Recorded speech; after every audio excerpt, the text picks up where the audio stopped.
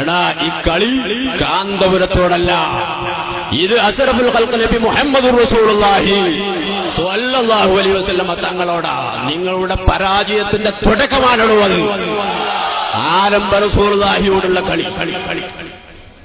റസൂലുള്ളാഹിനെ തരം താഴ്ത്തിയിട്ട് ലോകത്ത് നിങ്ങൾ ഉയരുമെന്ന് നിങ്ങൾക്ക് തോന്നുന്നുണ്ടോ?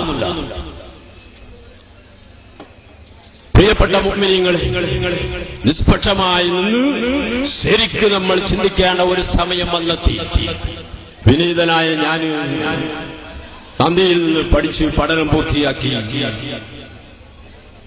ഒരു വിഭാഗത്തിലും പരസ്യമായി പ്രവർത്തന രംഗത്തിറങ്ങാതെ കൂടുതൽ SKSSFന്റെ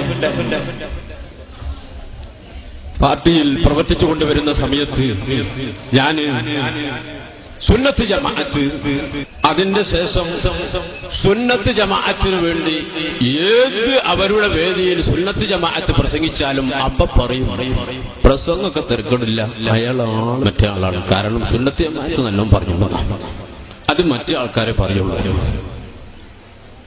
പിന്നെ ഒരു തൊഴിൽ ഇപ്പൊ ഞാൻ ലാസ്റ്റ് ഈ എടവണ്ണപ്പാറ ഭാഗത്തൊരു പ്രസംഗം നടത്തി. ഒരു ദിക്റിന്റെ മജ്‌ലിസിൽ നേതൃത്വം കൊടുത്തു. പരിപാടിക്ക് കഴിഞ്ഞപ്പോൾ പറഞ്ഞു, എല്ലാവരും എല്ലാ മാസവും ഞങ്ങൾക്ക് നേതൃത്വത്തിന് വരണം, ഇൻഷാ അല്ലാഹ് ഒഴിവുണ്ടെങ്കിൽ നോക്കാം. പിന്നെ പറഞ്ഞു, അയാള് നിന്നിട്ടാണ് വരുന്നത്, പേരോടിന്റെ ശൈലിയാണ്, അത് പേരോടിന്റെ ശൈലിയാണ്. പിന്നെ അയാൾ സുന്നി നന്നായി പറഞ്ഞിട്ടുണ്ട്, അതും ഏൽപ്പിക്കാരുടെ ശൈലിയാണ്. പ്രിയപ്പെട്ടവരെ, അഹ്ലു സുന്നത്ത് വൽ ജമാഅത്ത് ഏത് എവന്റെ മുമ്പിലും തുറന്നു പറയണമെന്ന് ബഹുമാനപ്പെട്ട ശൈഖുന ശംസുൽ ഉലമയും അതുപോലെ തന്നെ എന്റെ ബഹുമാന്യനായ ഗുരുനാഥൻ ബഹുമാനപ്പെട്ട മർഹൂം കല്ലൂർ മദികുട്ടി മുസ്ലിയാർ, ഞാൻ ഓർത്തു പോകുന്നു, പുൽപ്പറ്റയിൽ എന്റെ നാട്ടിന്റെ അടുത്ത് ആലിങ്ങാപ്പറമ്പിൽ മുമ്പ് SKSSFന്റെ ഒരു പരിപാടി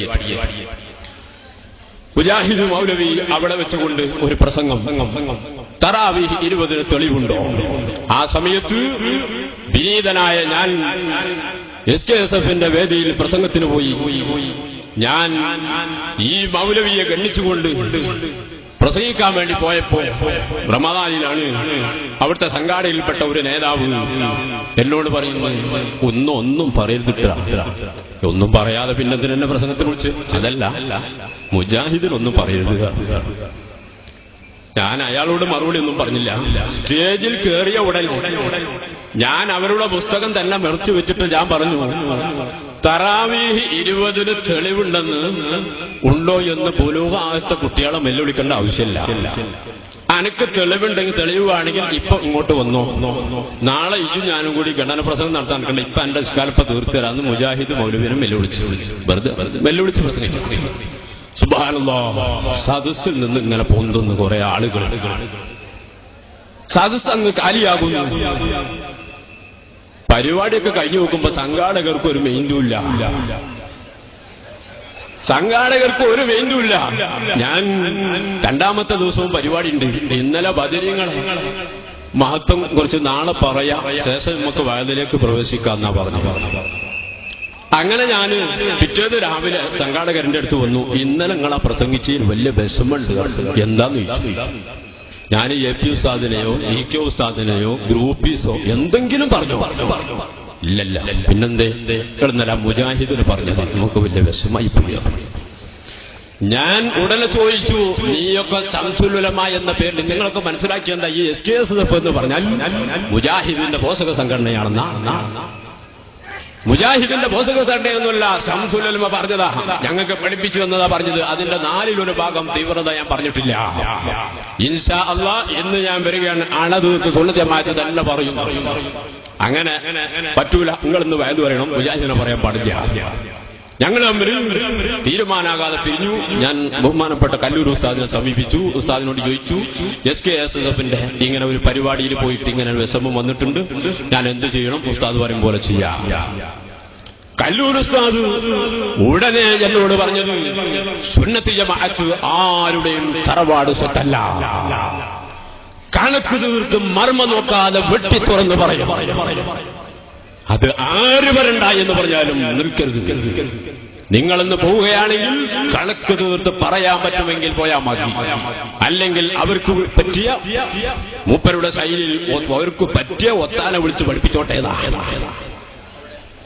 എന്നിട്ട് മൂപ്പര് പറഞ്ഞ് താടിയൊക്കെ വടിച്ച് മീശയൊക്കെ ശരിയാക്കിയിട്ട് തൊക്കിങ്ങനെ പൊതിച്ചിട്ട് ഇവിടെ വടിച്ചിടാന്ന് കാട്ടിക്കൊടുക്കല് അത് ഒത്താന്റെ ശൈലിയാണ്.